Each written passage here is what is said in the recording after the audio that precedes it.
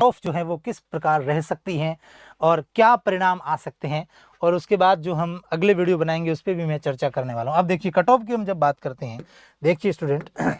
देखो अब किसी को दोहरा लगे कड़वा लगे तो लगने दो, हमें कोई फर्क नहीं पड़ने वाला है, लेकिन जो यथार्थ हैं वो यथार्थ हैं। फाइनली जब दूध का दूध पानी का पानी होगा तब भी हमें जो है वो मुश्किलात झेलने पड़ेंगे, तो हम पहले से ही उन दुख दर्दों को सहन कर लें। और सभी को मेरी ओर से शुभकामनाएं जो अच्छे अंक प्राप्त कर रहे हैं। अब देखो कट ऑफ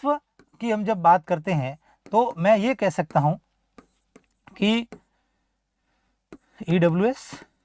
MBC वाले मेरे से बहुत लोग जुड़े हुए हैं, और जब मैं MBC की कई बार भूल जाता हूँ ना तो मेरे को ओढ़ पे देते हैं कि सर आप MBC को भूल गए, SC और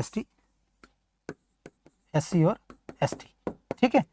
अब देखो ये कुछ कैटेगरी है, मैं एक रैंडमली आइडिया बता रहा हूँ, बाकी एक अलग से वीडियो कल या आज शाम तक बनाऊंगा कि कितने बहुत सारे लोगों के अंकों की मार्कशीट्स को देखकर विश्लेषण करूंगा, लेकिन कुछ चीज़ें आपको मैं यहाँ पर शेयर कर रहा हूँ, आपको समझ में आ जाएगी। अब देखो हमने सारा खेल देखा कि रीजनिंग जो थी वो आपके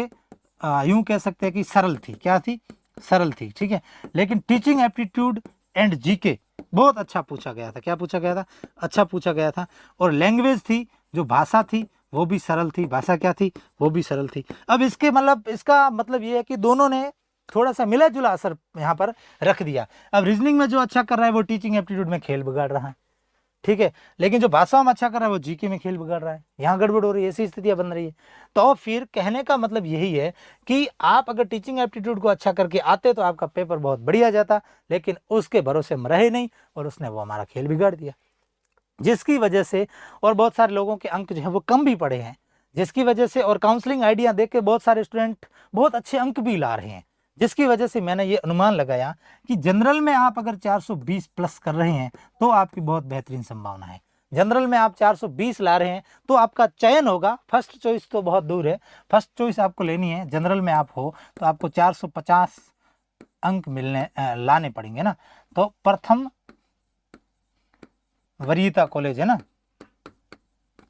आपको अगर लेनी है,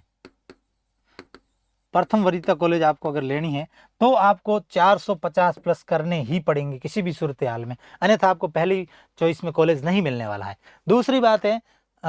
ओबीसी की, किसकी बात करते हैं, ओबीसी की बात करते हैं। ओबीसी में भी आप यही मान के चलो कि आप अगर 415 के आसपास है तो आपका चयन जो हो सकता है बहुत बढ़िया तरीके से, और आप यहाँ पर 435 प्लस करेंगे तो आपको जो है प्रथम वरीयता प्राप्त कॉलेज मिलने की संभावनाएं हैं। बाकी 440-45 पे भी मिल सकती हैं, कम से कम बता रहा हूँ कि इतने पे आपको मिल सकती हैं, लेकिन आप 440-45 है तो आप आराम से कॉलेज प्राप्त कर सकते हैं। अब देखो इस पूरे वीडियो का आप बैक में जाके वापस पूरा देखेंगे ना तो 100% आपको समझ में आएगा कि मैं किस बेसिस पे बोल रहा हूँ, क्योंकि 350 स्टूडेंट मैंने खुद हाथों से पढ़ाए हैं, बहुत सारे हजारों स्टूडेंट मेरे से ऑनलाइन जुड़े हुए हैं जिनको मैंने पूछ के सारी चीज़ें अंक साझा करके ये सारा विश्लेषण मैं आपके सामने कर रहा हूँ, ठीक है।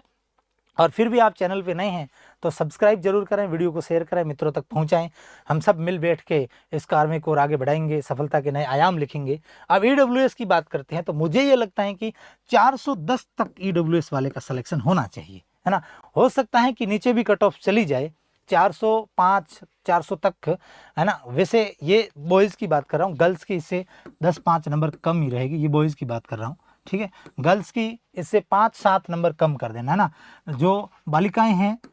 जो बहनें हैं मेरी, वो इसमें से 5 से 7 नंबर कम कर लेवे, क्या कर लेवे, कम कर लेवे, जितनी मैं बता रहा हूँ उसे 5-7 नंबर कम कर लेवे, वहाँ पर आपकी संभावना है कि आपका चयन हो सकता है, आप इन कैटेगरीज में हैं। तो EWS में भी यही है कि 425 प्लस आपको आ रहे हैं या 430 कर देते हैं, 25 थोड़ा कम पड़ेगा, 430 प्लस आपके हैं तो आप ठीक स्थिति में हैं। फिर बात करते हैं MBC की,